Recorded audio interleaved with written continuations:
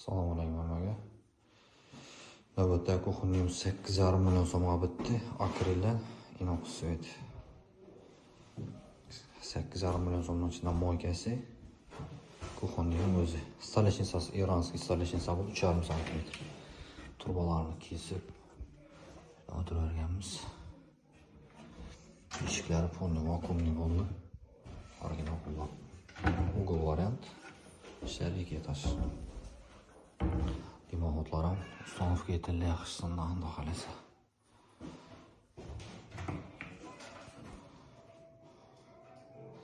Gazlar ham 2 toz bo'ldi.